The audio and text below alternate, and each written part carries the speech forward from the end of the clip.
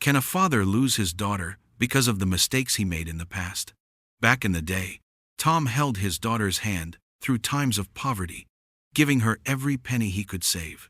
But now, with his hair turned gray, his daughter no longer stands beside him, she stands across from him like an enemy. At a family meeting, amidst cold stares, she declares, "This inheritance belongs to me." In that moment, his heart shattered. Can love and regret be enough to bring his daughter back? Or is it all just a merciless battle, where family ties are buried beneath money? The morning crept into the old house with a pale light, like paper that had been touched by many hands. On the cracked wall, shaped like a lightning bolt, the pendulum clock ticked steadily. Tick, tock. A thin layer of sound covered the furniture, casting light on the dust, floating slowly in the beam of sunlight. Mr. Tom sat in the armchair next to the fireplace, its fire long gone since the previous winter. The cushion was indented from the shape of his body, the backrest worn like an old woolen sweater. His hands rested on his knees. His eyes stopped on the crooked photo frame across the room. He didn't touch it, just looked, then moved on. The wooden floor creaked every time he shifted, the sound closing and opening a story yet to be told. In the kitchen, the cream-colored refrigerator hummed a small, quiet sound. He placed the kettle on the gas stove and turned on the flame. The green tip of the flame wrapped around the metal base, highlighting stains on the wall tiles. Through the window, the backyard was faded. Patchy grass, a leaning fence, a bird's empty nest hanging from a tree branch. The water began to bubble, and he turned it off. The rhythm of his life, learned from the house. Slow, decisive, unhurried. He lifted the chipped porcelain cup to the light, as if checking in on an old friend, asking, "Are you still okay?" The cloth wiped across the windowsill, leaving a clean streak, the dust settling behind his hand. He wasn't irritated. The small repetitions kept him tethered to the present. Tick, tock. His day was marked by the angle of the sunlight, the distant scent of rain, the moss darkening on the doorstep, small changes he kept like postcards sent to himself. Walking through the narrow hallway, with a coat and a shrunken woolen hat hanging, he touched the doorknob, then let go, feeling the cold metal as a sufficient answer. He smoothed the corner of the rug, straightened the magazine, and adjusted the tilted chair motions, both meaningless and necessary. A way of saying, "I'm here to the house." The old radio was silent. Since she passed, he rarely turned it on. The overlapping voices ruined the quiet steps he needed to take inward. In the kitchen, steam from the glass kettle fogged up the glass for a moment, before dissipating. He placed his hand on the kettle's body, absorbing the warmth in this house. Warmth usually came from objects more than from people. The chair opposite the kitchen table stood straight, like an open door to a place he avoided stepping into. He organized the pile of bills into the second drawer. Gas, electricity, water. Marked the columns of expenses, lined up like streets, with no turns. Each month that passed was like a sheet being pulled from the stack, sliding into a cardboard box under the bed. He cracked the curtain open and saw a woman walking a dog. The maple leaves at the base of the tree had a thin, red edge. The glass reflected his face vaguely, gray hair speckled with white, a thin line running at the corner of his eye. He pulled the curtain a bit more, like folding a page in a notebook. On the table, the napkin was unfolded, then refolded. His finger pressed into the crease to smooth it. The signs of aging were light, like dust. Scattered age spots, blue veins at his wrist, an old scar on his thumb from a past hammer slip. He rotated his wrist, the bones grinding like pebbles in a dry creek. Tick, tock. As the kitchen quieted, the clock's ticking became clearer. This autumn, time seemed to wear a gray woolen sweater. Soft, thick, not painful, just wrapping him in. Passing by the bookshelf, he pulled out a hardcover book, flipped through a few pages, then returned it. The letters were beneath a thin layer of water. To read, he had to bend, but he didn't want to bend. The wind blew through the gap in the wooden porch, making a sound like someone walking on a distant bridge. He opened the door and stood in the doorway. Dry leaves covered the steps. He didn't sweep them. Some unfinished things needed to be left as they were, so that the surroundings could still breathe. The smell of leaves mixed with damp earth seeped into his clothes, clinging lightly to his hair. He closed the door, muffling the lock's sound so it wouldn't echo too long. Maybe a bicycle passed by at the end of the street. Or maybe his memory pedaled in his mind, drifting down an unnamed hill. Age was like a loosely woven net. The light things fell through, the heavy things got stuck, the rest hung suspended. He accepted that suspension the way he accepted the lingering smell of old paint that never fades. Standing under the clock, he could hear the heartbeat of the brick wall. Each beat that passed was a small mark counting the days alone. No ritual marked this morning as different from yesterday, except for the shift of the sun's streak on the floor and the dust swirling in the narrow beam of light. He wiped the wood of the clock's face. The varnish, roughened with fibers, made his skin shiver, not from the cold, but from touching something that had witnessed too much. He poured the still warm water into the cup. The smell of coffee rose when he opened the jar. He paused. He wasn't at that part of the day yet. The jar's lid was placed back carefully, the way he spoke to time, saying, "I remember, I am here." He took the cup out to the back porch, placed it on the old round wooden table with a burn mark. And Saturday, at the edge of life, were sounds. A faint train whistle, the elevator in the building across the street swallowing and releasing people, a metal object falling somewhere like a sigh. Each sound raised a small wave that soon calmed. He let them come and go without holding on. His palm rested on the table, his fingers relaxed as if waiting for another hand from across the table. There was no one. Only the ticking that passed through his palm flowed onto the floor, soaking into the wood grain. A cloud drifted by, casting a thin shadow over the furniture. When the sun returned, it left a streak of gold on the floor, like an invitation for the absent. He didn't step in. He sat still, watching it slide along the seam of the wooden planks. Sometimes, time only needs one witness. His stomach rumbled softly, and he stood. He sliced the bread, spreading a thin layer of butter. The knife clicked softly against the porcelain. The butter smelled of old milk.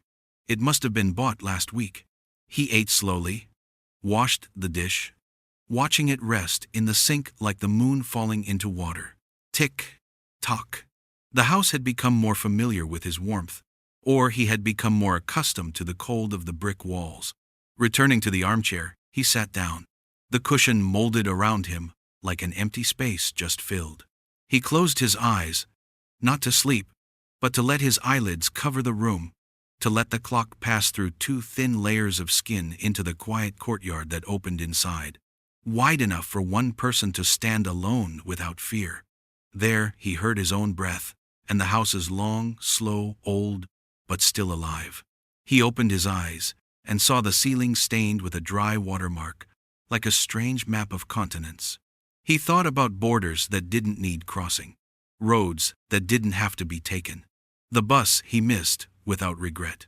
Everything settled just enough. A house, a clock, a person waiting for what he didn't name. Naming things usually makes them solid. The sun rose fully. From the distant roof, a window opened and the curtain fluttered lightly. He leaned back deeper, letting his body float into the frame like into a harbor, and let the ticking continue to count, not quite loss, not necessarily hope, just counting, in rhythm, orderly, the nameless moments stacking into a morning still intact. When the minute hand passed 10, he realized he had sat still longer than usual. He tilted his head, hearing the clock draw closer, as if someone were leaning in, whispering, "I'm here." He nodded, not to anyone, like an answer. Then he stood up, gently shook the towel, and walked into the kitchen. The day would continue on its path, and at the start of the day, where the ticking bound the morning to the body of the house, he was there. That presence, at 60, was a quiet warmth that lasted enough to resist the emptiness of the brick wall, at least until the afternoon tilted. The morning light spilled over the door frame, gathering on the surface of the round wooden table with an old burn mark. In the living room, the pendulum clock ticked regularly, like an invisible gatekeeper for the morning, at a moment that had become instinct. Mr. Tom opened the glass jar. The sound of the lid touching the ceramic edge was faint, like a nod. The aroma of ground coffee rose strong, warm, slightly bitter, seeping into the house's fabric. He scooped 2 spoonfuls, one for his own filter, one for the other. The 2 filters were identical, but the metal had turned 2 shades, one dark, one lighter, like 2 shadows standing together for many years. The water in the kettle bubbled. He tilted his wrist, pouring the first stream to bloom the grounds, steam fogging the glass frame, making the garden outside seem like a vague white dust. He placed the 2 filters side by side, adjusting them to be aligned, the distance just enough so that their steam trails wouldn't touch. While waiting, he picked up 2 porcelain cups, one with a chipped blue rim, the other a plain white cup with a crack like a bird's feather. He spun the bottom of the cup so the faint letters printed on it aligned with the wood's grain. On the back of the chair opposite, a thin wool scarf was neatly folded. It had always been there, like a person's shoulder brushing by before stopping. Light slid over the scarf silently. The first drop of coffee fell, small but steady, like the tip of a needle touching porcelain. He listened with a light concentration, letting each drop become a comma in the sentence he was writing by hand. The coffee's scent deepened, reaching down the hall, gliding over the armchair, past the silent old radio, then circling back as if it had traveled down the street. He poured the water a second time, and the filter sank, drops falling evenly. He held the edge of the other filter, the warmth of the porcelain just enough to make his blood vessels expand. On the wall, the calendar page fluttered slightly. He didn't touch it. Today would pass on its own, just like the coffee flowing by itself. When the coffee level was halfway up, he lifted the filter and stirred each cup in 2 different circular motions. His own cup, a short and decisive circle. The other cup, a softer, longer circle, as if trying to hold something back for the absent person. No sugar. Sugar had once been part of this ritual, then left sometime, leaving the bitterness to remain more intact. The scent of coffee mingled with the scent of old wood and a hint of butter from the oven. A unique atmosphere, strong enough to call someone back, if they remembered the way. He placed the plain white cup down on the chair opposite, its handle facing to the right, just like every morning. The blue-rimmed cup was before him, the thin steam gradually dissipating. On the surface of the coffee, a vapor trail ran diagonally like a casual brushstroke. Outside, dry leaves shifted on the porch with a breeze. The neighbor's broom swept. A truck backed up with a beep. A sparrow touched the power line. All of it settled on his ritual, like it had settled on a tree branch, refusing to shed its leaves. He took a sip. The bitterness touched his tongue, opened in his throat, leaving a long aftertaste. He placed the cup down silently. Over the years, he had learned how to place everything gently, as if afraid of waking someone sleeping in the next room. On the table, an old silver spoon lay on the plate, the spoon's face worn, the handle etched with swirling flowers. His finger traced the handle, the raised pattern brushing lightly against the wrinkles. 2 layers of time touched, silently. From the living room, the ticking came through. Tick, tock. 1 beat, aligned with the moment he looked at the chair opposite, as if someone had just sat down. He didn't look too long. Between the kitchen and the wall with the framed photo was a short passage. But to him, it was a long journey of many years. The morning ritual didn't need the frame. It only needed the cup in its place, the handle facing the right way, the steam just high enough, and the scarf on the back of the chair not to fall. He washed his hands at the sink, turning on the small faucet. The cold water woke his fingertips.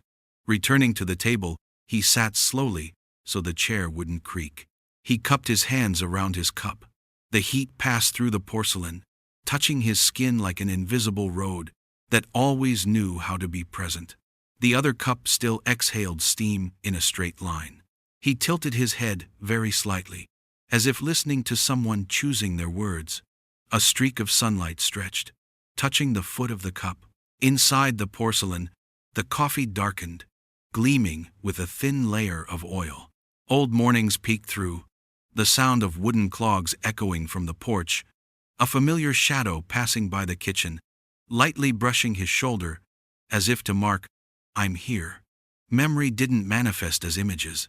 It came through the room's temperature, the way the coffee's scent deepened in the corner by the door, the sound of the spoon stirring from an untraceable place. He didn't chase after it. In this ritual, memory came and went on its own. The cup opposite cooled slowly. There had been days when he accidentally nudged it, and the liquid sloshed, spilling over the rim and leaving a brown ring. Sometimes he cleaned it immediately. Other times, he left the mark until the afternoon, as if confirming that an unfinished conversation could stay until the sunlight changed color. Today, his hand was steady. He accepted the fragile wholeness of the breakfast and the empty space opposite as part of the content. The second sip was smoother. The taste of wood, a hint of dark chocolate, the aftertaste sinking deep into his palate. On the back porch, a leaf fell and touched the step, the dry sound like someone gently touching their finger to a tablecloth. The streak of sunlight had passed the cup's foot, leaving a thin ring of light on the wood. Inside the refrigerator, the small clock shifted one notch. It was time to clean the filter, turn the cup upside down, wipe the counter. But he lingered for one more beat, to hear the final drop slide across his tongue. He took the still full cup to the sink, not to drink. The heat met the cold water, creating a small mist that then vanished. He rinsed slowly, lifted the cup just as the streak of sunlight reached the edge of the sink. The light rested on the porcelain for a moment, like a nod. The cup was turned upside down in its familiar place. His cup was placed on the wooden tray, leaving a wet ring, a sign of a presence just made. The 60-year-old man walked a circle around the kitchen, like someone strolling through their personal art gallery, touching the back of the chair, picking up crumbs of bread, adjusting the corner of the tablecloth by a fraction. The ritual ended when he turned off the stove, folded the hand towel, and hung it on the second hook from the left, the spot long reserved for something that belonged to someone else. Returning to the living room, the sound of the clock was clearer. Tick, tock. He sat in the armchair, placing his hand on the armrest, glancing briefly at the slightly crooked frame. The light reached halfway across the glass. Dust showed tiny crystals like salt sprinkled. He didn't wipe it, not because he forgot, but because some things needed to stay blurred so the past could soften, like coffee cooling down to drink the bitterness completely. At the threshold, a gentle breeze carried the remaining scent of coffee into the living room. He took a deep breath, then silence. The ritual was complete, like every morning for many years, steady and quiet. 2 filters, 2 cups, one person sitting with the ticking clock, somewhere between the empty space of the opposite chair and the hand placed on the chain, porcelain. He felt a thin thread stretching out, neither pulling nor binding, just there, enough for another day to pass without breaking. The morning crept into the old house like a guest familiar with the path, leaving a thin streak of sunlight on the gray brick fireplace. Mr. Tom stood there with a cloth folded in his hand, listening to the clock in the living room continuing to tick steadily behind him, crisp and cold. On the mantel, 2 picture frames leaned against the wall, the large oak-framed wedding photo and the small white-framed picture of Laurie's 7th birthday. Both were covered with a fine dust, thick like the night mist on grass, the only difference being this mist would not dissolve without a hand. He touched the cloth to the edge of the oak frame first. The dust rose in a blurry cloud, sparkling like salt scattered in the sunlight, before falling back in silence. The first clean streak was so thin that he had to tilt his head to see it. He wiped further, going around the 4 edges, avoiding the glass, hearing the fabric glide across the dry surface like a pencil on old paper. When he raised the cloth to the glass, he paused, then wiped a line from left to right. Beneath the haze appeared a much younger man. Black suit, straight tie, his gaze still holding the habit of looking directly into the future. Next to him was a woman in a white dress, holding a bouquet of white daisies. The smile in the photo made the room shrink. Even the ticking of the clock seemed to retreat behind the door. He exhaled, his breath fogging the glass before dissipating. The edges of the frame had yellowed, and the paper was slightly warped from moisture. His finger traced the edge of the frame, feeling the oak warmth strangely beneath his cold skin. Another room opened inside him. The scent of daisies mixed with light wine, the tablecloth still smelled of detergent, shoes tapping softly on the wooden floor to a forgotten melody. In that corner, someone's laughter fell like small glass, hitting the ground and fading. The light was still there, but the person had left the frame. The white-framed, the photo slightly off-center, was Laurie's birthday. A crooked paper hat, braids tied on each side, a red bow fluttering like a little flag. A round cake with 7 uneven candles, one of which leaned, wax dripping onto the hastily written, "Happy Birthday." Laurie pursed her lips, her wide eyes reflecting the flame. Behind her, an adult hand steadied the hat from falling, its body cut off by the frame, leaving only the hand in the light. He recognized the hand immediately, his nose tightened with familiar pain. He raised the cloth to touch the glass of the white frame. The first wipe passed across the girl's eyes like opening a tiny window. The second wiped down her nose, revealing the faded green paper hat. He wiped to the edge of the cake. The swirls of frosting rose again, and the leaning candle suddenly seemed about to drip wax into a memory that had already hardened. A thin wisp of smoke from many years ago suddenly passed through the back of his tongue, no scent in the present, but clearly existing. Next to the frame was an old tin box containing a broken lighter, its edges bulging from a past fall.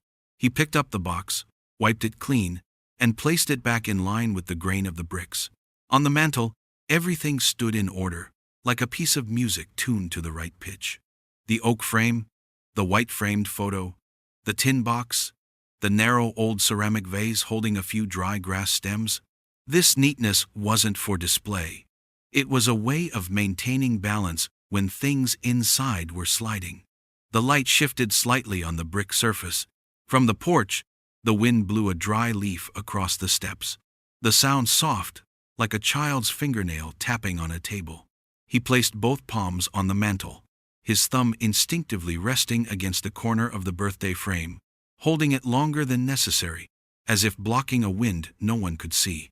Just a small touch, but time condensed into it, into an afternoon long ago, when he bent down to tie the little girl's shoe, the red bow swaying with her hot breaths of 7 years old. He stepped back and sat in the opposite armchair, placing the two frames neatly within his view. They were like two windows opening to two different seasons. The wedding photo held a stationary, sunny season. The birthday photo held the wind circling the candlelight. His eyes slowly moved from one window to the other, letting his body follow. At each shift, his left chest pricked with a short, sharp pain. Not enough to make him stand up, but enough to remind him that he was still here. The dust had left the glass, but the feeling of dust hadn't left the house. It had nestled into the crack between the photo and the glass, rested in the wood joints, perched on the neck of the ceramic vase, lay beneath the carved words on the frame. He knew there would be no final cleaning. Dust was born from breath, from layers of old paint flaking, from the ash of past winters. Each motion of wiping took away a very thin part. The rest remained like a lining of memory to prevent everything from slipping through his hands too easily.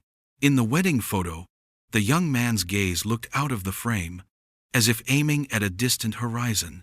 And now, his real gaze looked back, waiting for a word from the past. No words.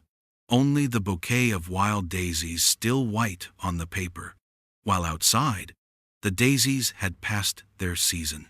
Realizing this, his nose tightened again. The things in the frame often stayed longer than the things in life.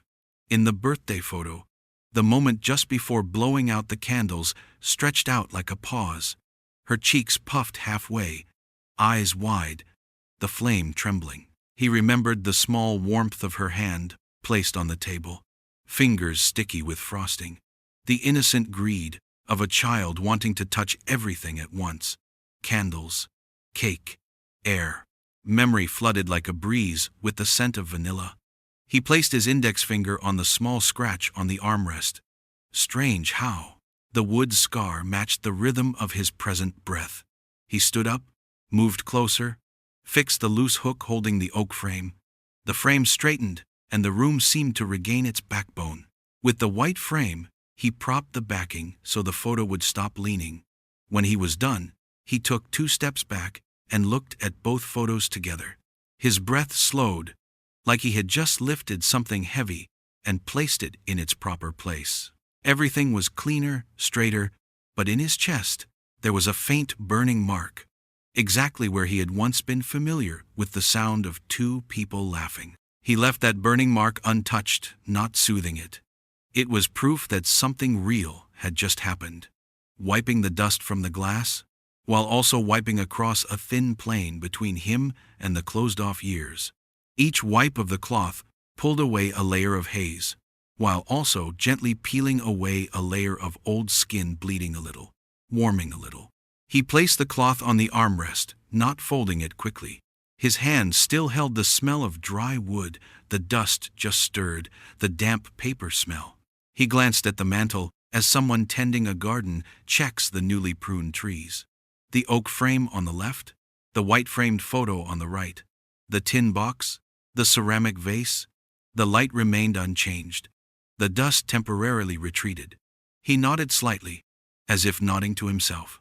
In the kitchen, the faint scent of cooling coffee lingered, mixing with the smell of detergent from the towel on the hook. He washed his hands. Cold water flowed over his skin, sweeping away unseen dust. The small swirl of water then faded. He turned off the faucet, listening to the house settle into a quiet stretch. Wood expanding far, the pipes sighing, the clock reclaiming its sound. A moment longer than a tick-tock. The house seemed like another photograph, no one smiling in it, but everything in its place. Returning to the chair, he sat down, his hands resting on his knees. At this angle, the smiles in both frames softened, no longer glaring. The memories still flooded in and receded, in tune with his breathing, not breaking apart, not overflowing. The pain under his skin still remained, but from sharp to warm, like salt dissolving in warm water, the sharp edges gone. The dust in the house would return as it always had. The next time he cleaned, he would repeat these movements, like someone slowly, surely, climbing stairs, returning to himself. When he stood up at last, he didn't look back. He had looked enough for this morning. On the mantel, 2 photo frames, one of sunshine, one of fire, stood still, waiting for the next layer of dust, waiting for the next hand, waiting for a day quiet enough for him to wipe again, to burn again, then warm up a little more. Behind him, the clock ticked steadily, linking the spaces into a thin thread, pulling the morning through the house. One beat, without hurry, without stopping enough for memory to settle in place, without freezing. That evening carried the scent of ripe oranges and freshly steamed rice flour, floating along the riverbank in a spread of golden light. Tom squatted, tying the string for the paper lantern. Lori, about 6 or 7 years old, pressed her heels together on a stone tile, her nose sniffing from excitement. The wind followed the water's surface, carrying the shouts of children and the murmurs of adults. Above, the sky had not yet darkened, like a cloth changing color. A few scattered lights hung just below the edge of the sky, waiting to be released. He struck the match, leaning to shield it from the wind. The flame flickered once, then stood steady, devouring the thin paper edge, igniting a golden glow like the inside of a halved fruit. Lori bent closer, her wide eyes fixed, the light pinning her pupils into 2 drops of honey. Wait a moment, he whispered, not to her, but to himself. The heat made the paper edge puff like breathing. Laurie's small hand gripped his wrist, warm, firm, the tiny rhythm of her heartbeat flowing through his fingertips. Suddenly, the wind stopped, like someone holding their breath. He raised the lantern to his chest, the thin bamboo frame wrapping around the growing light. The lantern fluttered like an insect stirring. Laurie tiptoed, her cheek brushing his sleeve, a fleeting touch, afraid of missing it. He counted in his head, 1, 2, 3, and then released. The lantern hesitated for a blink, swayed gently, then suddenly soared, pulling his arm along as if teaching a muscle already familiar with the way to release. It flew. The light left his reach, slowly moving into the wide sky. Other lights followed, one by one, drifting away from their hands, forming a school of bright fish swimming against the dark. Laurie silently laughed, her throat humming an "oh" as though pulling a warm blanket up to her chin. She turned and hugged him tightly at the waist, so forcefully he stumbled slightly. The smell of her hair, mixed shampoo and incense smoke, a scent that would return in countless evenings just by opening the cupboard. He placed his hand on the back of her neck, a gesture long embedded in his bones, and happiness oozed out like warm wax. The sky still had plenty of space without light, making the scattered flames stand out even more. Laurie tilted her head, following her lantern with her left hand, tracing an invisible curve in the air. At the tail of the lantern, the trace of warmth rose, blurred, then dissipated. Perhaps she silently made a wish, or stayed quiet, so as not to break the wish with words. He looked at her flushed cheeks from running, the faint dirt on her chin from buttercream. There were evenings like this when everything undone, all the debts of the future, moved aside, leaving room for the light. A gentle breeze rose from the river, stirring paper flags and making the adults' clothes flutter. Laurie's lantern wobbled but steadied, hanging in an invisible path among the flames, rising higher. Her hand behind was still loose, but she was only watching one flame, hers concentrating on it with the absolute focus of childhood. When that flame passed between two banyan trees, she stepped on the curb, nearly slipping.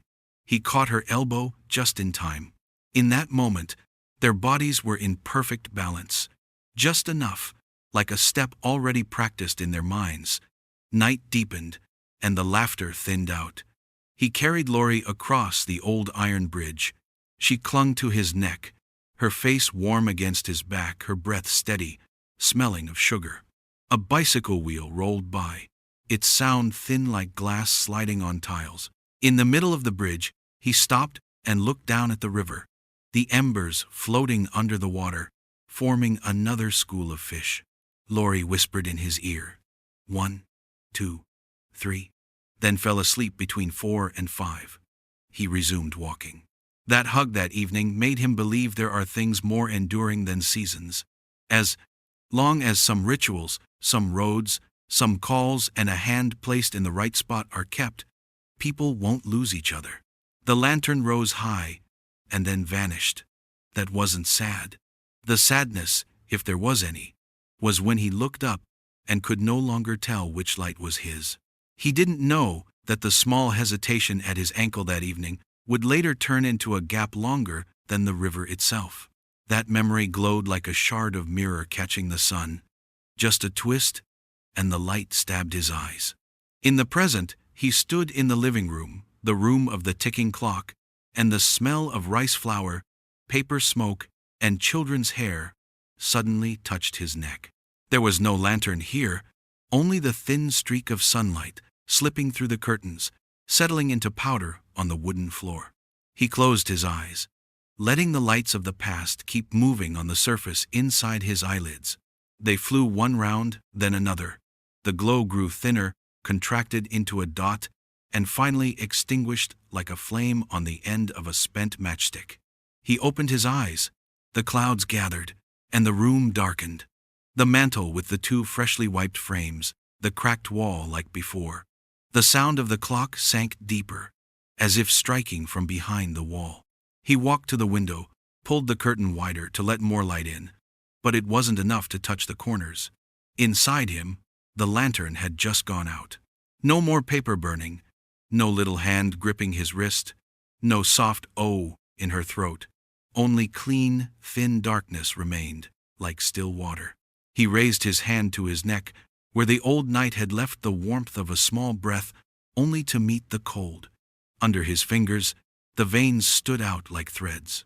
He placed his hand back on the windowsill, looking at the gray sky streak, thinking of things that once had fire within: candles, matches, lanterns, stoves, and how people learn to place them down at the right moment before the fire turns to ash.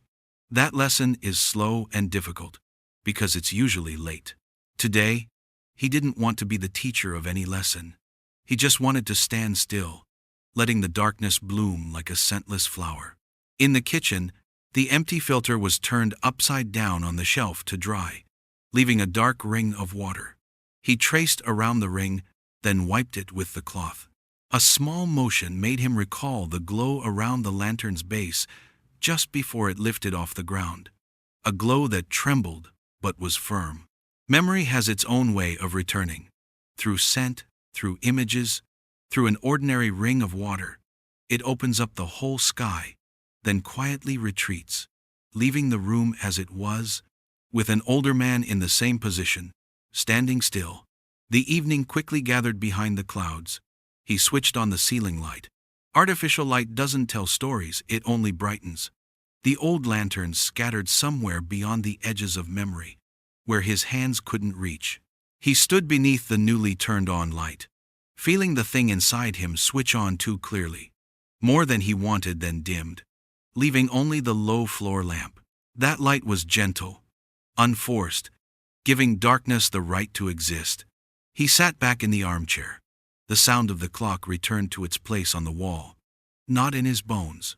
In the deep corner, the small arms wrapped around him were still there, but like a picture held too long before a fire darkened, the edges scorched.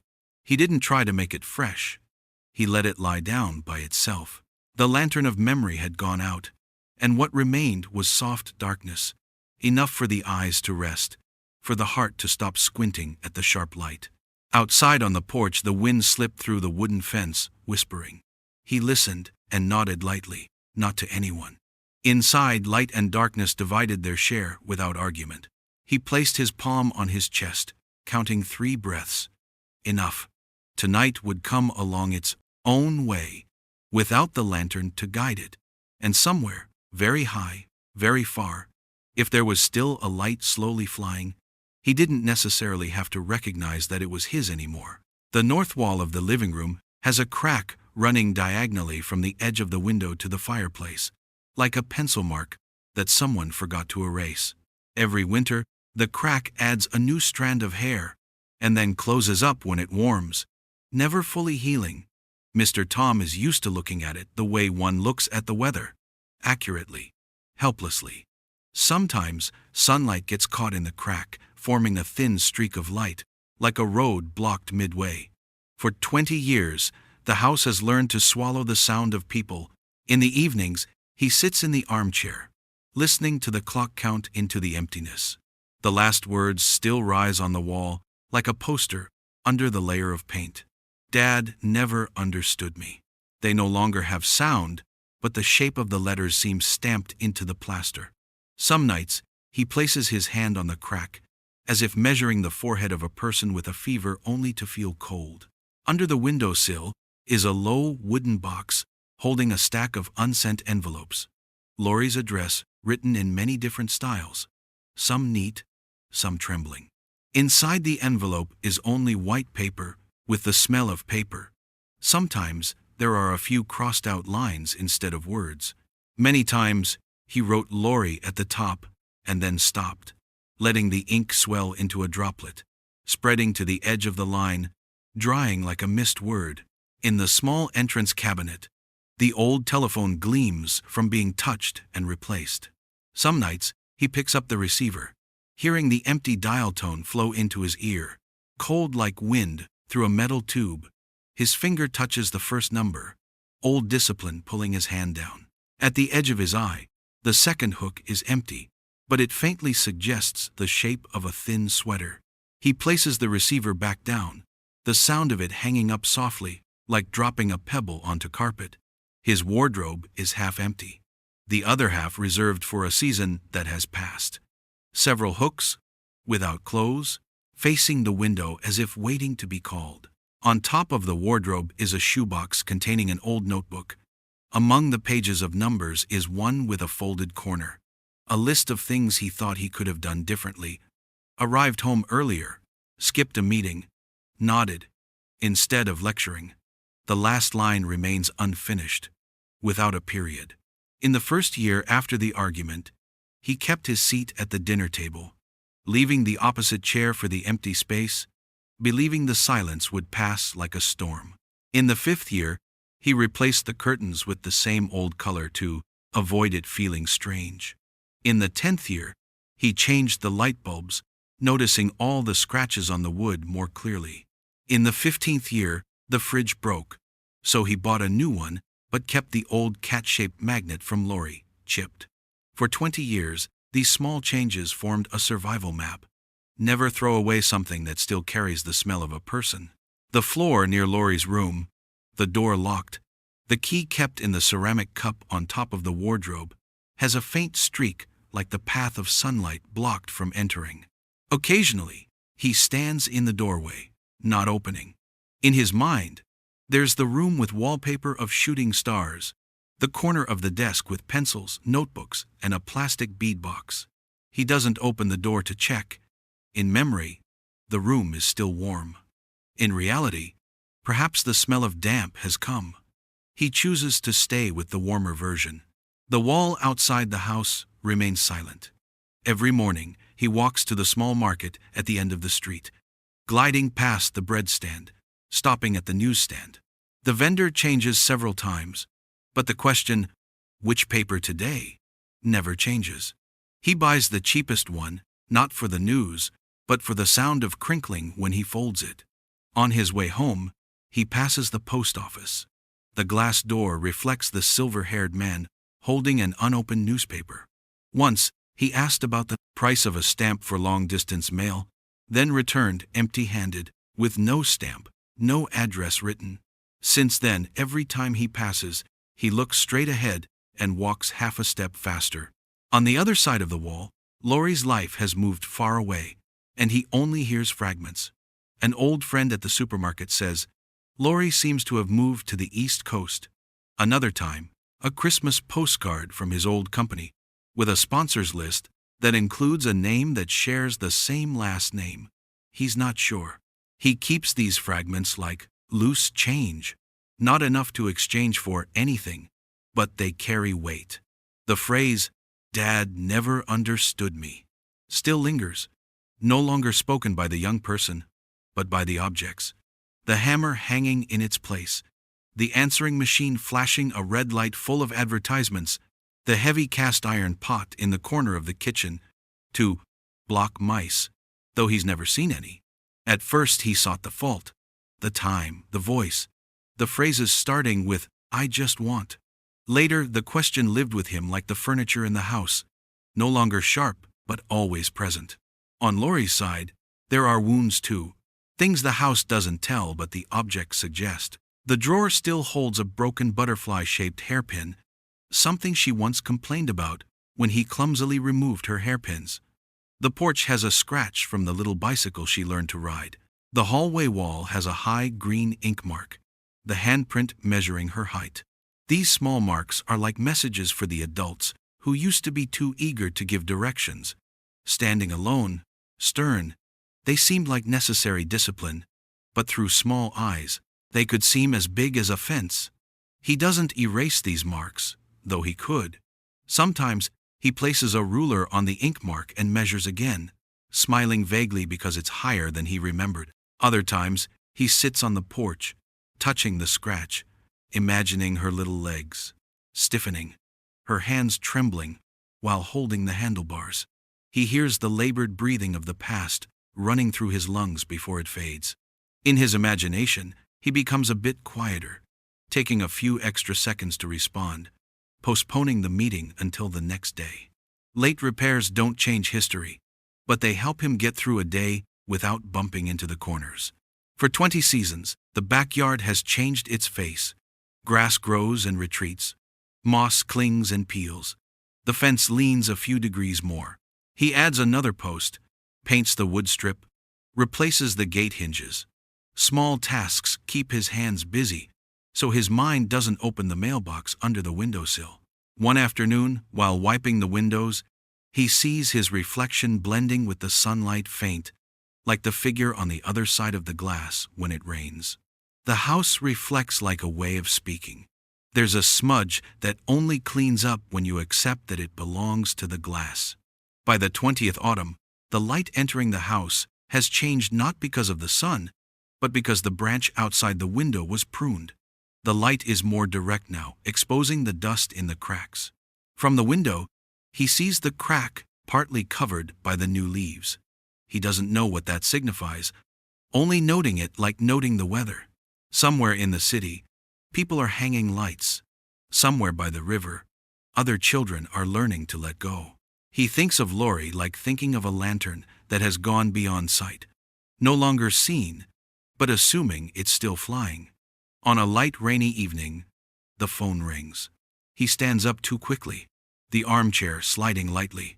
The screen shows unknown. The bell rings 3, 4, 5 times, then stops. The answering machine clicks on, his old recorded voice echoing, "Please leave a message." After that, silence, the sound of rain tapping evenly on the roof. He stands there, watching the blinking red light, without reason. When the rain subsides, he sits down. The wall near the window dries quickly. The crack retains moisture for a few more minutes. The silent wall has stood for 20 years without crumbling. It bears the weight of the roof, carries the picture frames, hangs the clock, hides the wires running behind it. Each time he places his hand on it, it gives the sensation of an object. Cold, smooth, flat. On the other side, where hornets once made a nest and then abandoned it, perhaps the wind blows more evenly. He doesn't climb out to check. Inside the house, he speaks with actions that make no sound. Replacing light bulbs before they burn out, tightening screws before they loosen, setting down cups so gently they make no noise. It's the language he can use when no other words will come. And so, day by day, the wall stands between him and a woman somewhere in another city. The one who once wore a crooked paper hat, blew out 7 candles, hugged him from the side, and smiled silently. The wall doesn't speak, but it knows how to keep the sound of the last words, so they don't scatter into the sky. Keep the warmth that has faded into a thin layer on the brick. Keep the house from collapsing from emptiness. Every morning, as he passes, he unconsciously tilts his head a bit, like greeting a friend who never speaks. In this gesture is a small bridge made of habit and patience, not enough to step over, but enough to stand still without falling. The cream-colored landline phone sits on a small table by the entrance, its corners turned yellow where hands often touch. The coiled wire lies like a sleeping snake, worn smooth by time. Every time he passes by, Mr. Tom glances at it, like looking into an unblinking eye. From the living room, the ticking clock continues its rhythmic beat. Tick, tock. Each tick falls like a soft knock on wood, counting the number of times he hasn't called. One gray afternoon, the light is evenly spread. He stands in front of the phone table, taking a deep breath.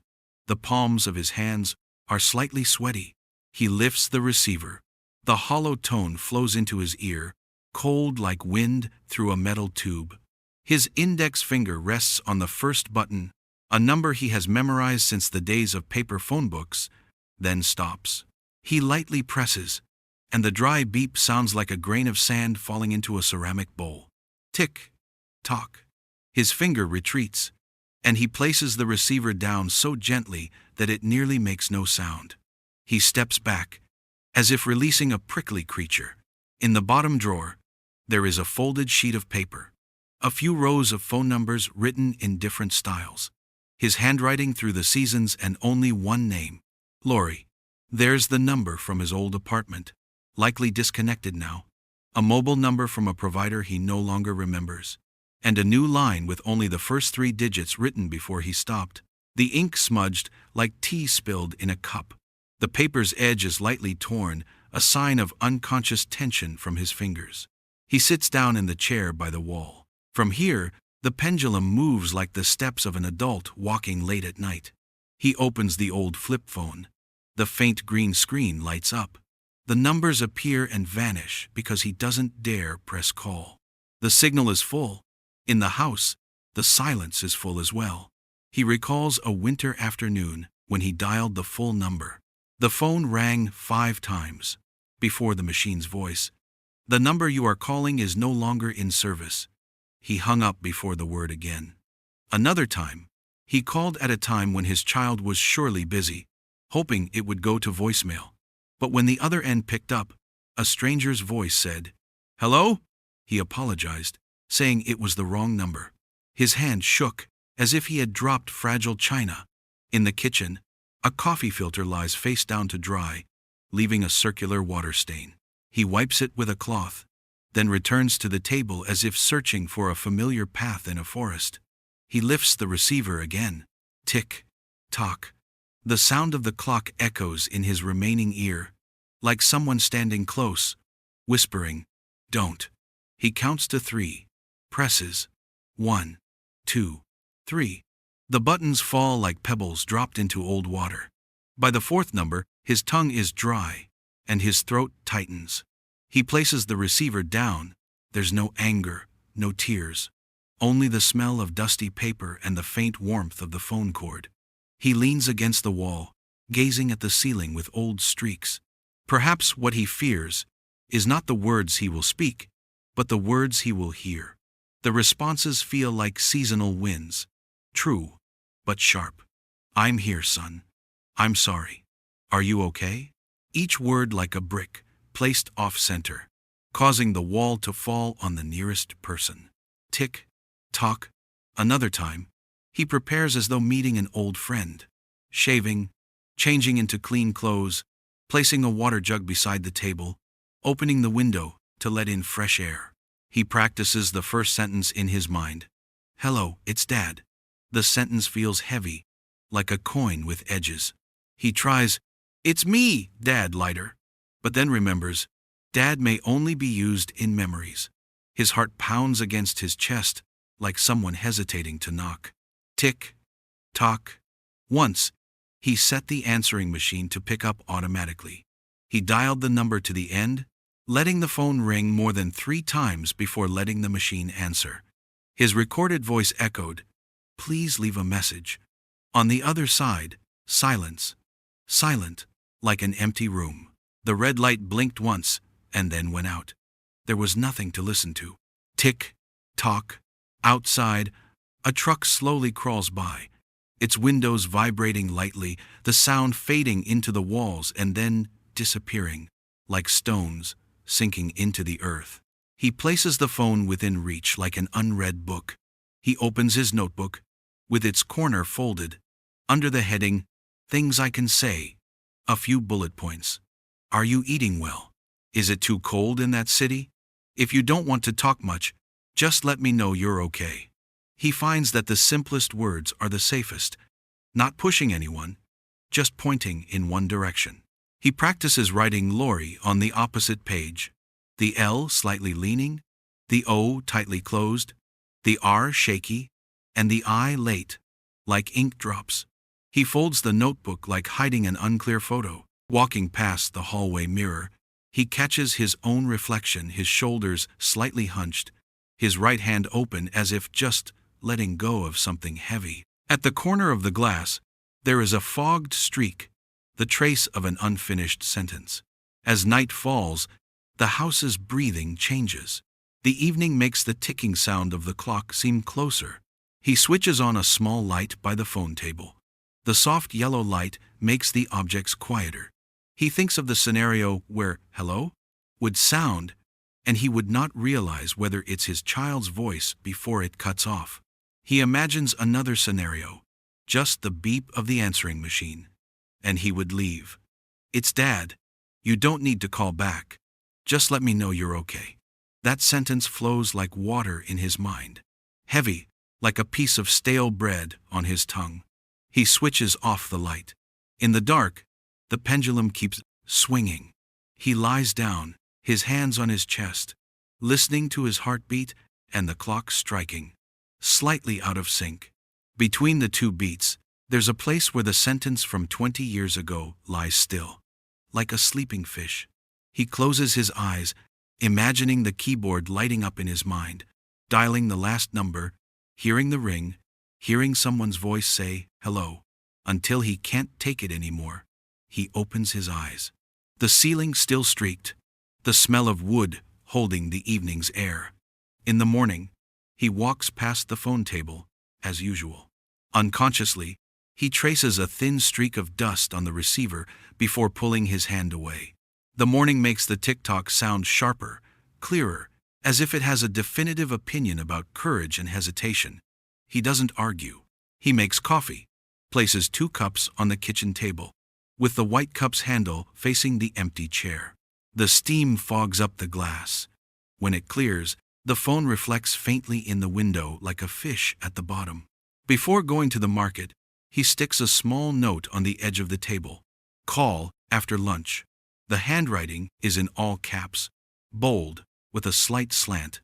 The paper sticks to the wood like a fingernail. He locks the door. The metal latch clicks firmly into place.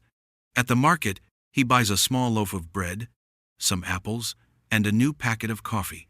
Passing by the post office, his eyes stay straight, and his pace quickens just slightly. In the afternoon, the sunlight pours into the room. He eats slowly, washes the dishes, and wipes his hands. The note is still there. He pulls out a chair, sits, and touches the edge of the paper. He picks up the receiver, dials the number this time, all the way to the end. The phone rings. 1, 2, 3, 4, 5. He hears his own heartbeat, not the voice. 6, 7. On the 8th beat, a small click is heard, somewhere in the line, metal touching far away. He holds his breath. Then, silence. The machine hangs up on its own. He holds the receiver for one more beat, like standing at someone's door after knocking, knowing no one is home. He places the receiver down. Tick, tock. The clock doesn't laugh, doesn't comfort. It just continues. He pulls the note, "Call after lunch," folds it, and places it in the drawer with the others. The drawer closes with a soft click, a sign that even the smallest task has been returned to its place.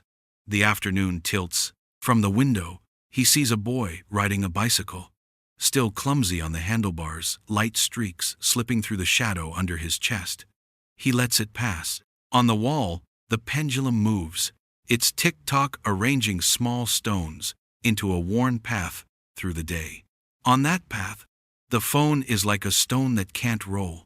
He goes around it, a little wider or narrower each day, depending on his strength. Late in the evening, the sunlight recedes from the rug. He sits in the armchair. In front of him, the phone is still. Inside, the fear settles into a flat surface, not quite peaceful, but not desperate, just flat. In that flatness, the tick-tock no longer mocks. It's like someone counting steps for a walk longer than expected. He rests his hand on the armrest, feeling the cold of the wood. Another day passes, still no complete call. But the sweat has dried in his palm, and between the 2 ticks and talks, he feels a small opening, a space where a greeting could be placed, if one day he is calm enough to say it. The rain started around noon, and showed no signs of stopping. It stretched throughout the afternoon, covering the space like a veil of water. The windows blurred, droplets gathered into long streaks on the window frame, flowing down like small streams. Inside the house, everything remained the same, quiet and unchanged. Mr. Tom stood in the kitchen, pouring water into a cup. The scent of rain drifted in through the gap in the door, blending with the smell of damp wood and the wet metal scent of the sink. The feeling of the space in the house grew even more still, with only the ticking clock keeping time relentlessly like an unwearied, unchanged figure. The phone rang. The sound of the bell echoed in the quiet of the house. It wasn't loud, but it was enough to startle him. The ring was like a stone thrown into a calm pond. The cup of water in his hand slipped slightly, falling from his fingers and hitting the edge of the sink, spinning once and splashing water onto the wooden surface, leaving small streaks. He quickly walked across the carpet, hastily making his way to the phone table. The light indicator blinked softly, the light shrinking the space in the room. His hand trembled slightly, but he still picked up the receiver. There was a brief silence on the other end. Then a voice spoke, familiar yet distant. "Hello, Dad, it's Lori." That greeting made him freeze, as though a wave had passed through his body. His mind became fuzzy, his body suddenly stiff. That voice, though familiar for so long, now carried a feeling of distance, making it hard for him to say anything. In that moment, he couldn't tell the difference between fear and anticipation. Both surged at once, intertwining, making his feet feel glued to the floor. Silence stretched for a moment, and all he could hear was the steady sound of the rain outside the window, blending with the ticking of the clock. Every second, every minute that passed, he could feel the emptiness in the house, in the call, as if an invisible wall separated them, keeping him away from what he had lost. Over 20 years had passed, yet just one sentence brought all those years rushing back. Lori remained silent on the other end. He could sense something stuck in her voice, as if there was something she wanted to say but couldn't. The space on the other end of the call seemed to wrap around that voice, fragile and thin. It was as though she was holding something back, something she couldn't say. "Dad," Lori's voice came, hesitating. "I called you." Mr. Tom didn't know how to respond. The years of silence, the arguments, the cold moments in this house, all of them seemed to gather in one moment. Her words, brief, but they pulled all the gaps between them closer, even though they couldn't completely bridge them yet. "Are you okay?" Finally, he managed to ask the question he'd wanted to ask for so many years, but didn't know where to begin. He thought that if she said she wasn't okay, he wouldn't know what to do. But still, the question left his lips, while he could still hear the rain outside, like it was erasing everything else. Lori hesitated a little, then her voice returned, softer. "I'm fine, Dad." Her answer made him feel relieved, but it also left his heart empty. That feeling, comforting yet unsettling, made him worry even more, as if she was hiding something. "Are you eating well?" he asked again, and then realized he was asking questions he didn't know if they even mattered. Questions he hadn't asked when she was home. Questions he thought might change everything, but now seemed pointless. She didn't answer right away. Only a sigh came from the other end. He could feel the exhaustion in her breath. "Where are you now?" he asked next. Not because he wanted to check up on her, or needed to know everything, but just to have something more tangible between them. "I'm outside the city, Dad." Lori's voice answered, sounding calm, but beneath it, there was something she couldn't hide. "I'm fine. I'll be okay. It's raining here," he said to fill the silence. He didn't say anything more about the house, about the quiet where he stood, just a simple sentence, as if to connect, even if just a little. Silence again enveloped the call. Her voice paused for a moment, as though she was thinking about the unsaid things, the things neither of them could reach. "I called you just because I wanted to hear your voice," Lori admitted, her voice a little choked, as if she was letting go of something heavy in her heart. He didn't know what to say. Truly, he didn't know what to do with all of this.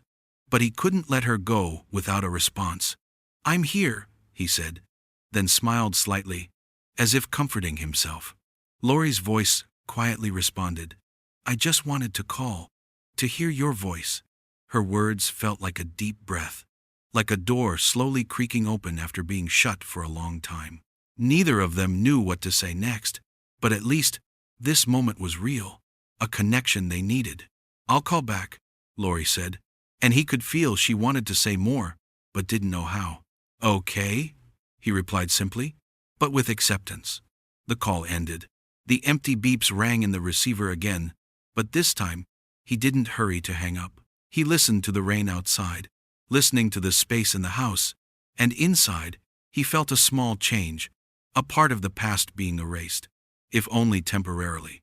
When he placed the receiver down, he sat for a moment, not rushing to do anything, just sitting there, feeling the change in the space, sensing a part of the memory returning. He stood up, stepping into the living room. On the mantel, the two frames were still in their place, but the light in the room seemed a little different, as if a new light had just been switched on. He stood facing the wall, placing his hand on the small crack in the wall, feeling the cold of the brick. Strangely, he didn't feel the loneliness pressing down on him like before.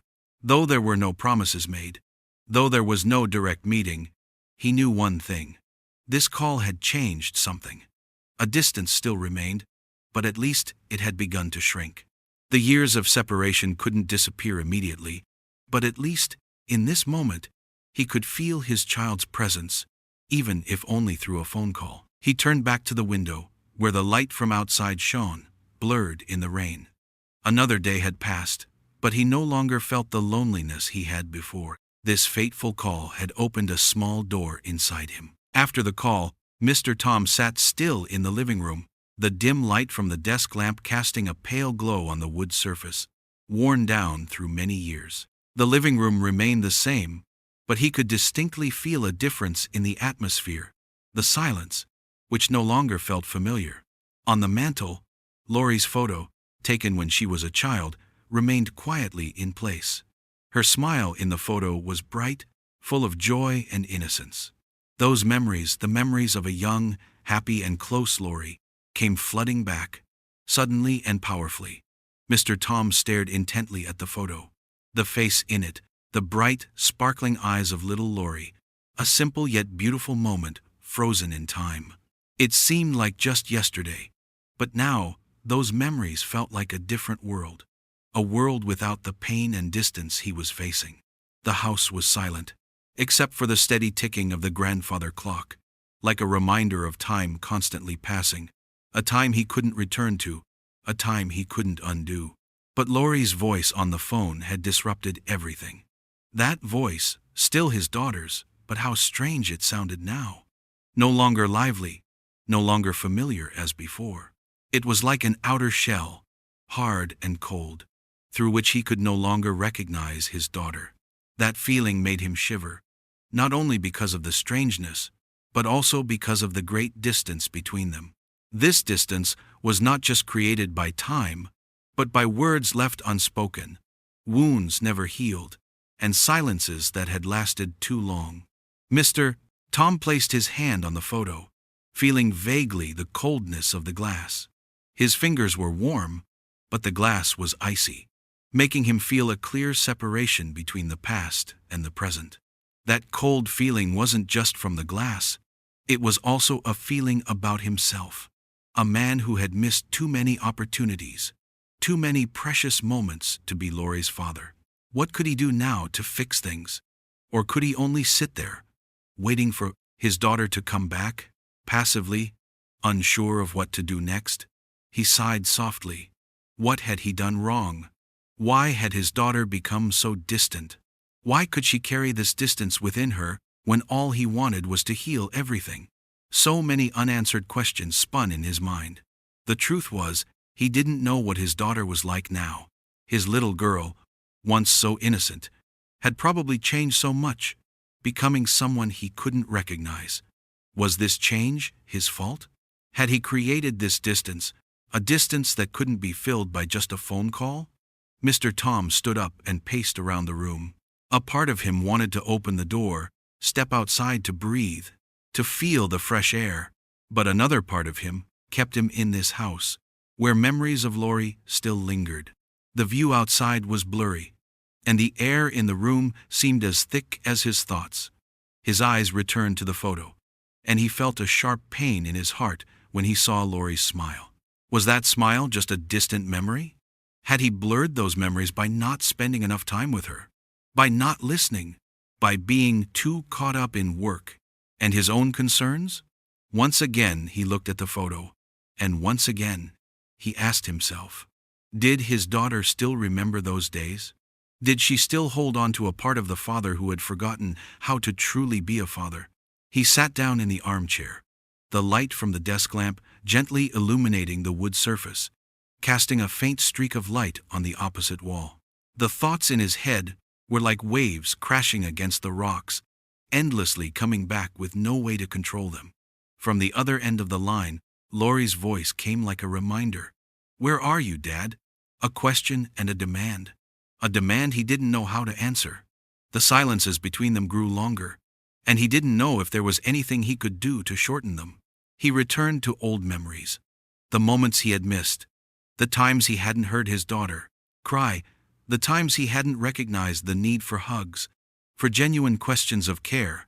Back then, he had been too focused on work, on projects and personal achievements, ignoring the things far more important: family, love, and true care. These thoughts hit him like waves crashing on the shore. He wondered if he could change anything now. Could his daughter accept this change? Or had she grown too tired of the apologies he never said, the promises he never kept? He sat back, his heart heavy with unanswered questions.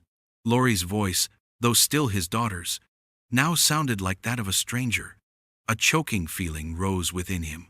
How could he start over, when so much time had passed and so much space had been left between them? Could he get back what was lost, or would everything just remain as faded memories, irretrievable? Tom lifted his eyes, looking out the window where the rain still fell, leaving long streaks on the glass. He wondered if Laurie's life now still had room for him, for the memories, for these late apologies. Had he lost too much already? The space around him seemed to grow quieter. The cold of the rain outside, the cold of the distance between him and his daughter, seemed to wrap around him more and more. And yet, he still sat there, silently staring at the photo, quietly wondering if he could find the Laurie of the past again, or if he would have to accept that the daughter he once knew was now someone else, someone he could no longer recognize. The bitter taste of the reunion wasn't because of the distance, but because he didn't know how to start over, how to reclaim what had been lost. After the call with Laurie, the following days seemed to stretch on, as if time itself wanted to prolong, like a rainstorm with no end. Tom continued to think about their conversation, about his daughter's voice, a voice that was both familiar and foreign, as if a new layer had enveloped it. His daughter, now grown, had matured, but he couldn't help but wonder, did she still recognize him? Was he still her father after all these years, when he had let her endure so much alone? Every morning, as he woke up, the same anxiety lingered, the feeling that he didn't know where to begin after so much time apart. But gradually, another feeling began to surface within him. It was no longer helplessness or fear, but a decision. That decision was strong enough that he could not help but act on it. He couldn't keep living in fear, avoiding the fact that he had to face the mistakes of the past and do something to fix them. He decided he would meet Laurie again. It wasn't an easy decision, but he knew it was the right one. Even if she had changed, even if she had become someone he didn't recognize, he was still her father. And he could not continue living with an unchangeable past. He couldn't let apologies, love, and affection remain trapped in a brief phone call. He had to see his daughter, face her, even though it might not be easy. At least he could look into her eyes, hear what she felt, and hope she would give him a chance to start over. Once the decision was made, he began preparing. His house, which had welcomed so many memories, now felt like a space full of stillness. The objects around him, from the old armchair to the small coffee table, from the pictures hanging on the walls to the rug underfoot, all carried the marks of years of silence and distance. He felt that this house needed to change, not only because his daughter would be coming, but because he needed to change as well, so he could truly welcome her back. He started cleaning, rearranging everything. The objects on the table, the armchairs, the old pictures, all were carefully tended to. A part of him wanted to clear away all the old things to start fresh, but another part struggled with letting go of what was tied to the past. The old pictures of Lori, the worn tables, all of them were remnants of a time gone by. A time he couldn't change, but he understood that if he wanted to move forward, he had to accept change. He cleaned each photo frame, each corner of the room. The unfamiliar feeling rose within him, as if he were starting over, as if he were preparing to be a father again, to accept everything about his daughter, no matter how much she had changed. Every time he cleaned an object, it felt like he was also wiping away the dust inside himself, the marks of silence, the mistakes of the past. He rearranged the chairs, replacing one with a new chair he had bought the day before. The room became tidier, more spacious, but still retained its warmth. The old coffee table, which had long carried stains that couldn't be cleaned, was replaced by a new, shiny one. The old curtains, faded by time, were replaced with new, softer, brighter ones. He stood back and looked at the room. It felt like he had cleaned not just the house but also his own soul. How long had it been since he looked at this house with such attention? How long had it been since he cleaned? Since he paid attention to those small details? Each item, each chair, each picture now seemed more than just inanimate objects. They were pieces of memories, parts of the past, and he had faced and rearranged them to open the door for the future. When the cleaning was nearly complete, Mr. Tom stopped and looked around the room. The initial confusion had faded away. The room now felt different, but it still held the warmth he had once worked hard to create. These changes weren't huge, but they were enough to make him feel that he had taken a step in the right direction. The space he had prepared was no longer just a place to live.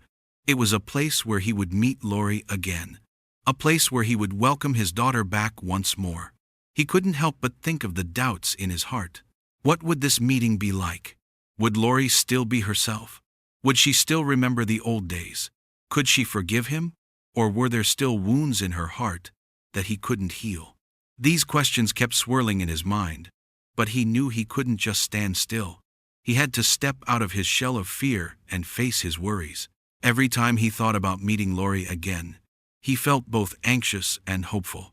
But he understood that this was an essential part of the healing process. Finally, he took the phone, not to call immediately, but just to look at Lori's number, as a way to confirm that he was ready.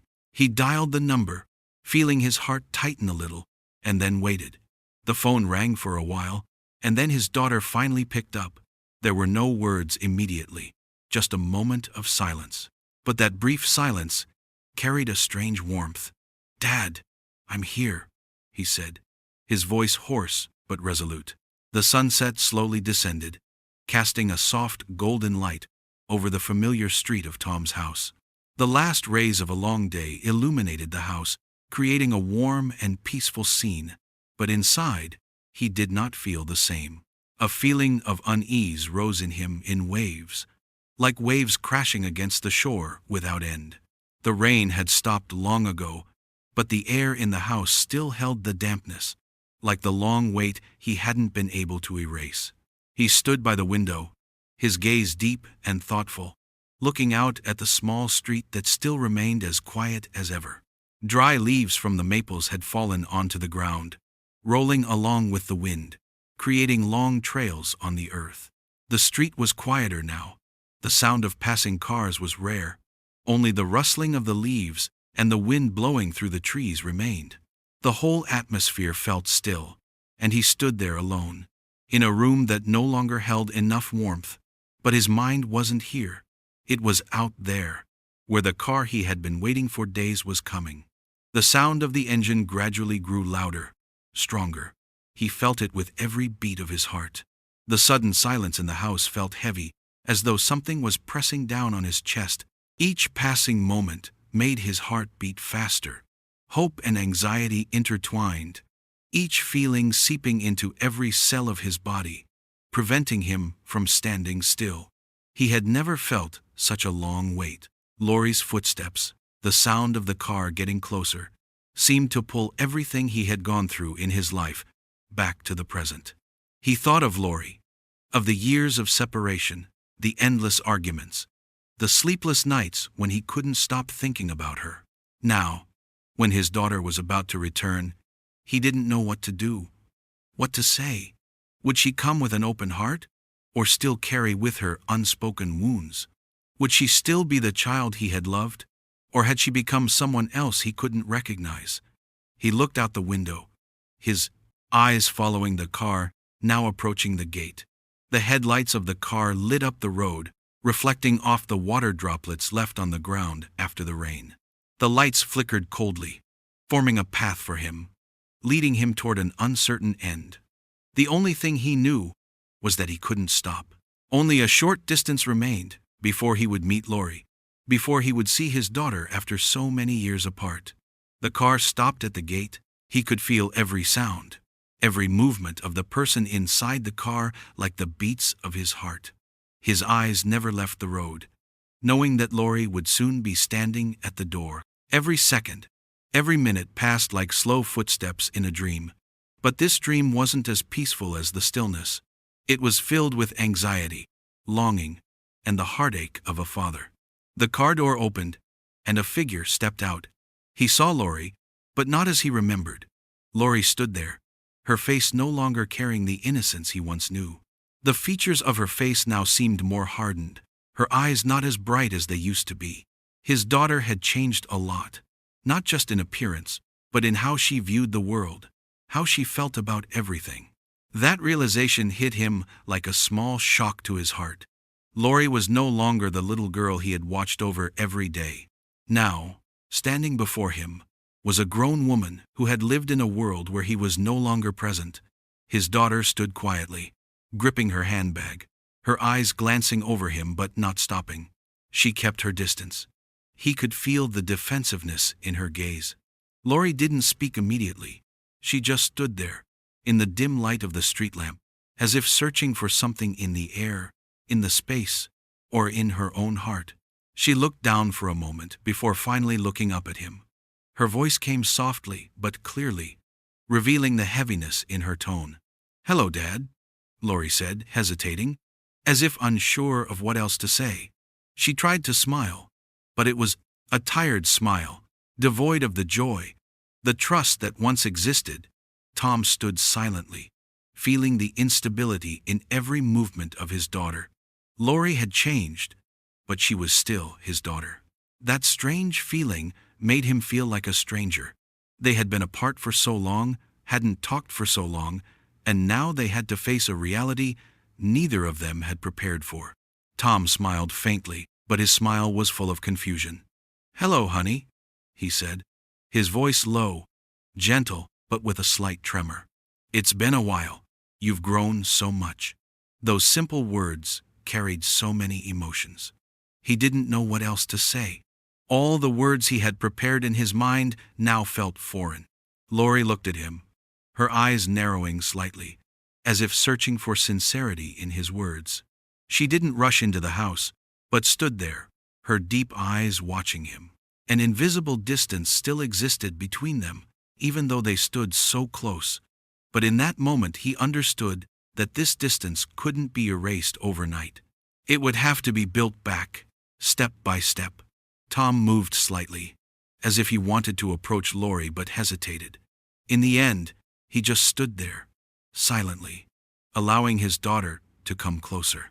This was the time for patience, not because of fear, but because he understood that everything needed time. Time to look at each other, to realize that love was still there, despite all the wounds of the past. His eyes met Lori's for a brief moment. In the soft light of the sunset, amidst the rustling leaves and the water droplets still lingering on the ground, they looked at each other without a word. But in that moment, he felt something very gentle, something he couldn't describe with words. It was hope.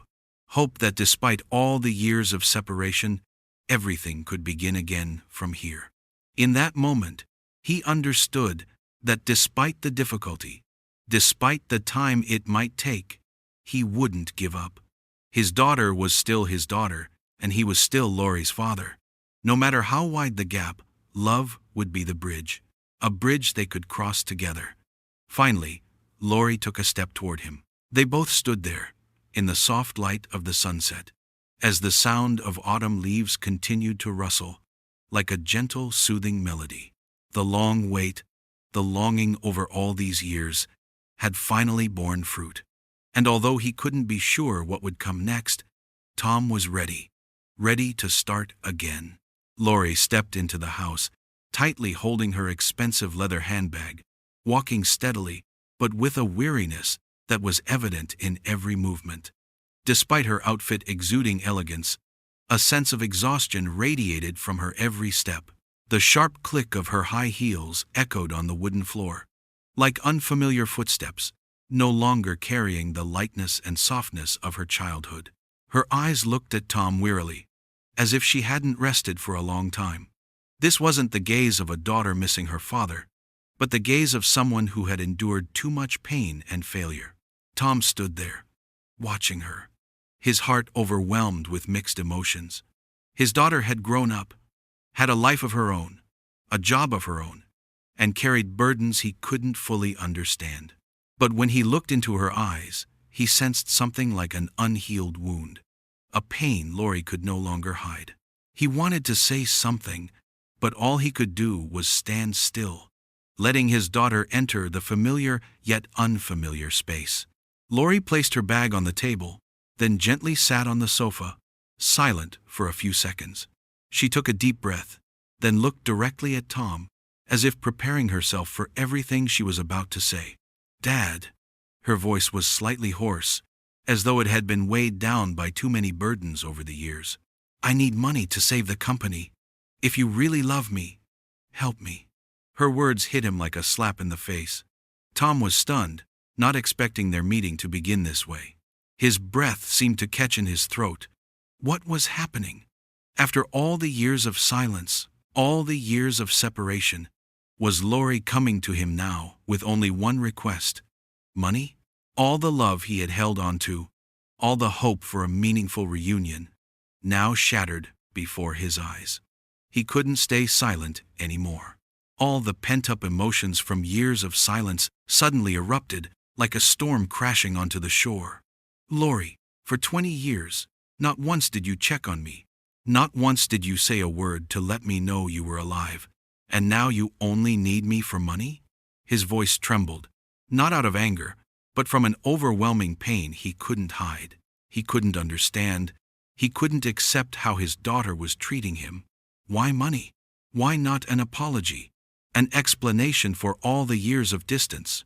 Why not care? Love, the things he thought would be the foundation of their relationship. Lori looked up, her gaze sharp, devoid of the emotions she used to show. She didn't cry, didn't beg, just coldly faced him. She choked up slightly, but didn't back down. "You always think you're right," Lori said, each word coming out firm, as if she were trying to hide a pain she couldn't express. "You never understood how I had to live." Her voice began to crack, but she remained resolute. "I had no other choice, do you know that? I worked so hard, I tried my best, but everything is falling apart and I can't carry it all on my own." Each of Lori's words struck Tom's heart like an arrow. He looked at her, not with anger, but with an indescribable sorrow. He could feel her suffering, her exhaustion, the overwhelming burden she was carrying, but he didn't know what to do to comfort her.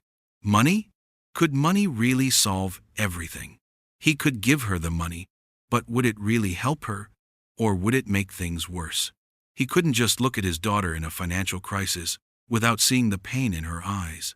"Lori," Tom said, his voice soft but full of sorrow.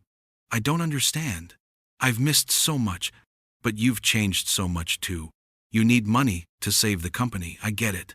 But you also need to understand that all these years, I've always thought of you, always missed you.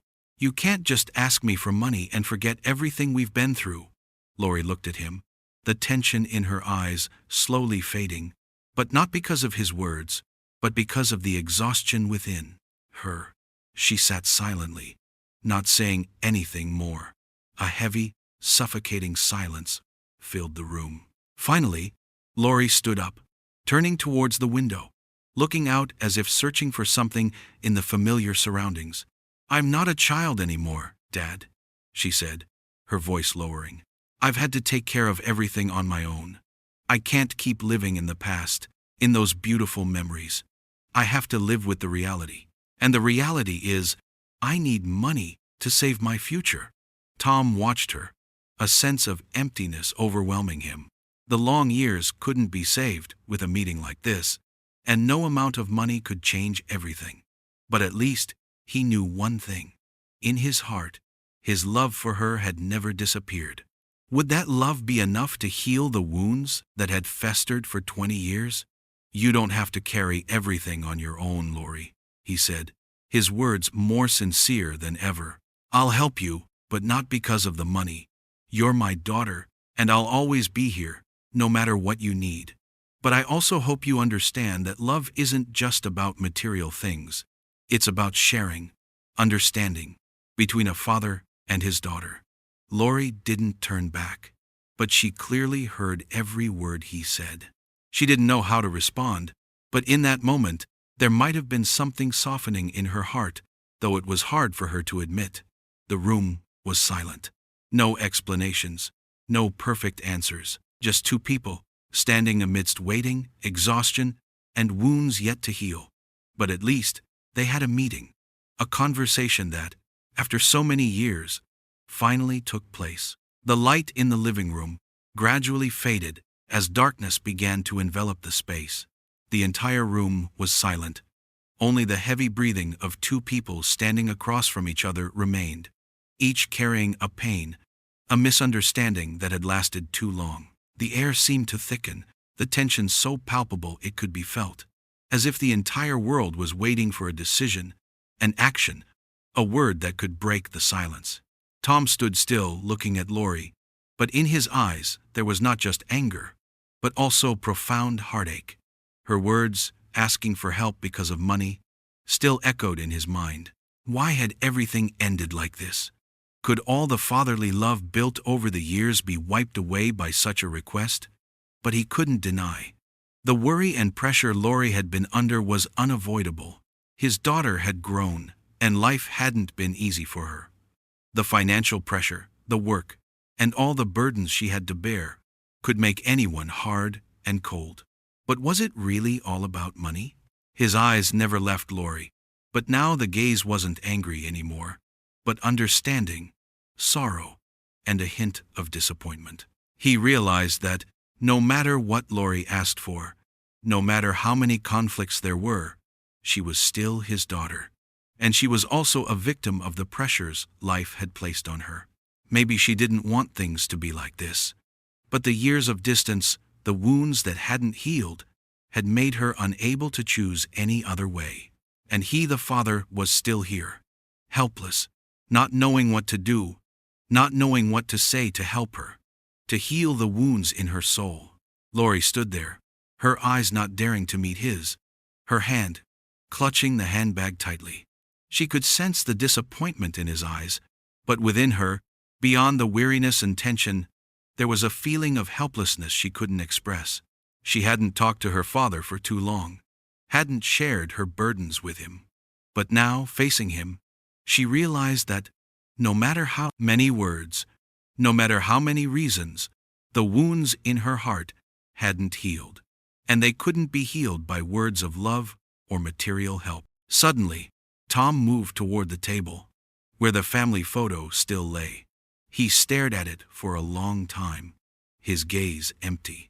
It was a picture of the whole family, him, her mother, and Lori when she was a little girl. The bright smiles of everyone in the photo, the warmth and happiness of those old days, seemed to still be intact. But now, that happiness had been torn apart by time and change, leaving only the fragments of a past that could never be reclaimed. He reached out, turned the photo face down, and placed it on the table. That simple act, though small, carried a profound message, a refusal, a regret, and an acceptance that what was in the past could never come back. "Lori," Tom began, his voice soft, as if afraid that his words might shatter the stillness. If you've come here only to trade our bond for money, then I've lost you once again." Lori froze, the words hitting her heart like a sharp blow. She tried to swallow, but her heart felt as though it was being squeezed, not because he was wrong, but because she knew he was right. She couldn't deny that she hadn't understood her father for too long, hadn't given him the chance to understand her. She had pushed him away, and now, as he spoke those words, she could do nothing but stand still, trying to hold back the tears that threatened to fall. She didn't want to appear weak, didn't want to show that she was hurting, but all those emotions burst out inside her, like waves crashing against the shore. "Dad." Lori bit her lip, the tears rising, but she still tried to hold them back. She turned away, not daring to look at him anymore, because she knew if she looked into his eyes at that moment, she wouldn't be able to control herself. She didn't know what to do, didn't know what to say to express her feelings, to apologize to him, to explain everything that had turned her into the person she was today. Tom stood silently, saying nothing more. Although he knew his daughter was in pain, the words that had left his mouth could not be taken back. He could not easily forgive what his daughter had asked for, and he could not easily overlook all those years of distance. But deep within his heart, he knew that the love of a parent could never be erased. He loved Lori. No matter how angry she was, no matter how much she misunderstood him, he still loved her, and that would never change.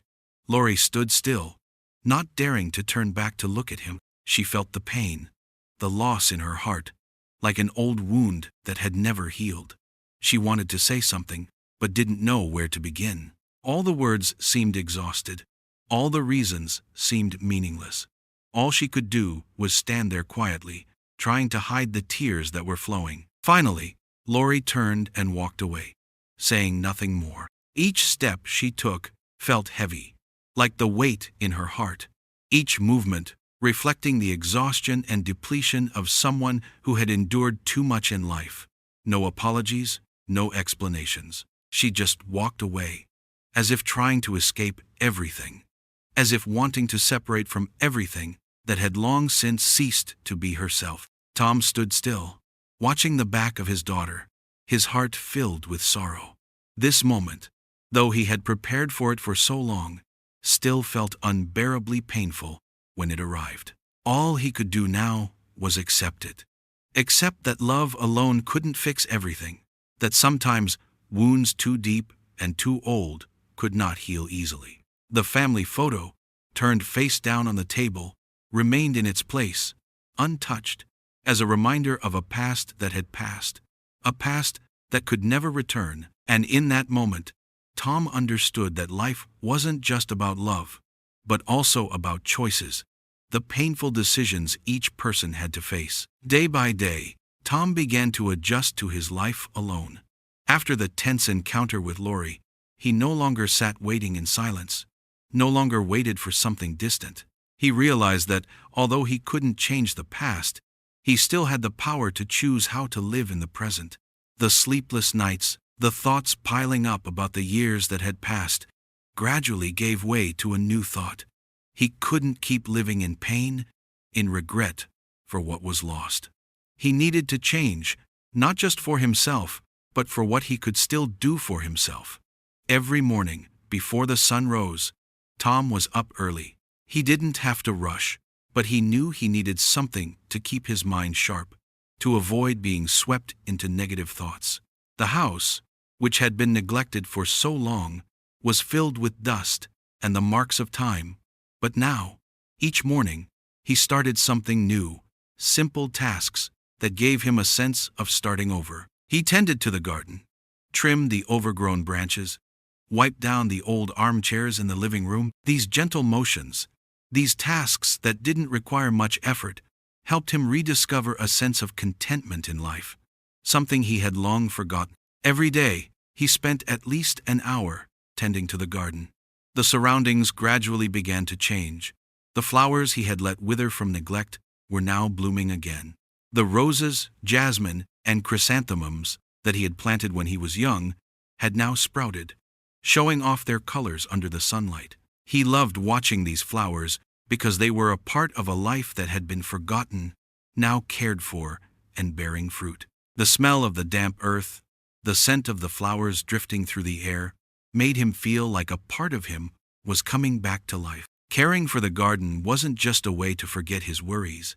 It was his way of teaching himself to slow down, to appreciate the simple moments in life. He began cleaning inside the house, reorganizing everything as though he was reorganizing his life. The things that hadn't been cared for in so long now appeared sharper under his hands. The house, which had once been just a temporary shelter, now became a real living space, a place where he felt safe and at peace. Every item he fixed, every object he tidied up, now carried meaning. The old paintings were cleaned. The bookshelves were neatly arranged, as if they too needed care, just like his heart that was slowly returning to itself. One morning, he opened the window in the living room, something he had never thought of doing before. The light poured into the house, illuminating the paintings, the armchairs, and the dark corners he had once avoided. The window opened wide, and a soft breeze blew through, bringing the scent from the garden outside. Fresh air rushed in, awakening the house, awakening him. He stood by the window, looking outside where the first rays of the morning sun shone on the wet ground from the previous night's rain. The surroundings slowly became brighter, as if everything in this space was changing. He took a deep breath, feeling the freshness, feeling something gentle, like a new breeze in his life. The sound of birds chirping from the branches outside, the rustling of leaves in the light breeze, and the laughter of neighborhood children playing outside. Each laugh brought him a warm feeling, as though all these simple things were the joy, the life right before his eyes. He smiled gently, not because of anything special, but because of the peace he hadn't felt in so long. The sounds of children laughing outside felt like a reminder that, despite the difficulties in life, there were always precious moments, simple joys that could be found every day. In that moment, Tom realized that even though Lori couldn't come back to who she once was, and despite the distance between them, he could still find joy in simple things. Each day he cleaned the house, took care of the garden, or even just sat by the window, watching outside. All of it helped him feel that he wasn't stuck in the past. He knew that the past couldn't be changed, but he could choose how to face the present with what he still had. In a rare moment, he heard the voices of children from outside, their laughter, their playful calls. He turned to look toward them, a gentle smile forming on his lips. At this moment, he wasn't thinking about Lori, about mistakes or separations anymore. He simply felt the joy of living, the joy of continuing on, of starting anew, even though the road ahead might still be long and challenging. In the days that followed, he continued to live with change, taking care of the simple things. No longer were there moments of worry or waiting, but moments where he embraced life, where he enjoyed his own presence. The house, the garden, the laughter of the children outside, all of them were parts of a life that he could cherish. And in those moments, he smiled gently, as if a part of him had truly come back to life. Although the wound in his heart wasn't fully healed, and the distance with Lori remained, he had learned how to love and live with what he had, instead of drowning in regret for what was lost. Those simple moments, though small, brought him new hope, a belief that, no matter how life passed by, he could still find joy, still find precious things in every moment. In the days that followed his decision to start a charity foundation, Tom felt like his life had been reignited. It felt as though he was living once more, not just because of the external changes, but also because of the transformation within his soul. The lottery winnings weren't just a material gift. They brought him the opportunity to do something greater, to show love and responsibility toward the community, especially for the children who were less fortunate, who lacked love, care, and the basic support they deserved. At first, he still felt uncertain about how to manage the foundation, but gradually, he realized that it didn't need to be complicated.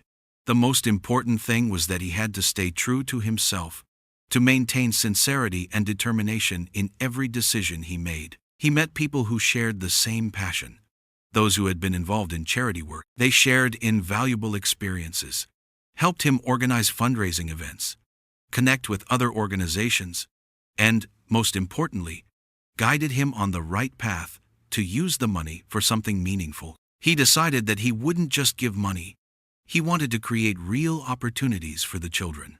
His foundation would fund educational programs for children, organize extracurricular activities, and support orphans who lacked both material and emotional support. He didn't just want to help in a material sense, but he wanted to offer them a chance to change their fate. That's why he decided to partner with schools and social organizations to set up free classes, vocational training programs, and provide scholarships for children from disadvantaged backgrounds who had the will to rise above their circumstances.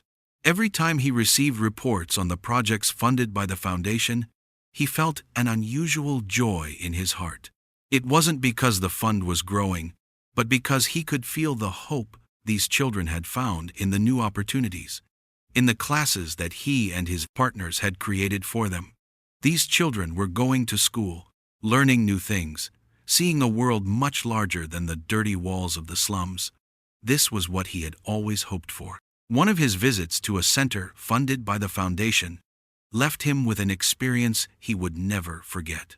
It was when he stood in a classroom, observing the children, all diligently studying, furiously taking notes. The teacher stood at the podium, enthusiastically teaching, and the children sat there, each from a different background, but all with the same goal to rise above poverty.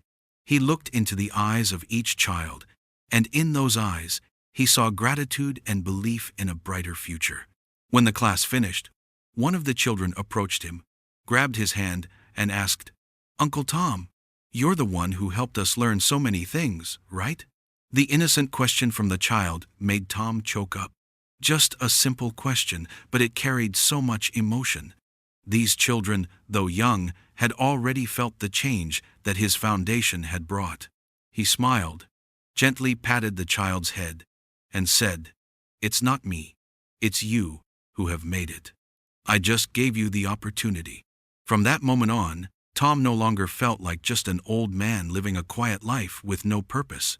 Every day, every step he took in his charitable work brought him happiness, a joy not from material things but from the love, from what he was doing for the children.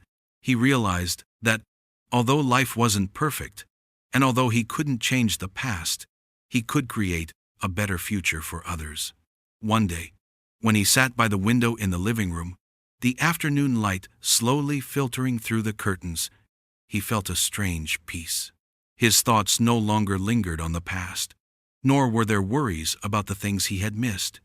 Instead, he felt a sense of completeness. He had done something meaningful. He was no longer living just for himself, but for others, for the children who needed his help. He didn't need to seek forgiveness from anyone, for he understood that forgiveness was a change within himself. The laughter of children from outside echoed into the room, and he smiled. The laughter wasn't Laurie's, but it still warmed his heart, because he understood that, even though everything had changed, even though he and Laurie still had a long way to go, he had found joy in his life again, and that was the most important thing. Sometimes, finding oneself, learning to love oneself and those around us, was the most beautiful reunion. He stood up, stepped away from the window, took a deep breath, and felt the freshness of the air. He looked at the flowers in the garden, watched the children playing, and felt his heart lighten. In that moment, he realized that life wasn't always about facing perfection or great success. Sometimes, happiness was found in the simplest things, in the quiet moments of everyday life. He couldn't change the past, but he could choose to love the present. And sometimes, finding oneself was the most beautiful reunion of all. The light from the window poured in, illuminating all that he had accomplished. And he knew, even though many challenges lay ahead, he had found the light in his own life. Tom's life is not a story of revenge, but rather a journey of self-discovery, a resurrection within the heart of a father who had been lost for too long. Sometimes, we think that deep wounds will never heal, that the past will forever haunt us. But the truth is, it is often in those very wounds that we find the strength to rise, to heal, and to love ourselves again. Tom did not let his mistakes, failures, or the tears of the past dictate his future. He chose to love the present, to find joy in the simple things, and, more importantly, he decided to do something meaningful for the world. The children he helped were not symbols of revenge, but a reminder that love and sharing can change lives, even if the first steps are shaky. Looking back, Tom realized that true reconciliation does not lie in mending wounds with others, but in healing the wounds within his own soul. And sometimes, forgiving oneself and one's mistakes is the most important thing, for it opens the door to healing. Life may never be perfect, but as long as we dare to love and live authentically, everything will have meaning. And Tom has proven that. Have you ever gone through a journey of self-discovery? Tom's story will surely make us reflect on the things we've gone through in life and remind us of the importance of loving ourselves. Share your thoughts and feelings in the comments below. Let's explore and heal together.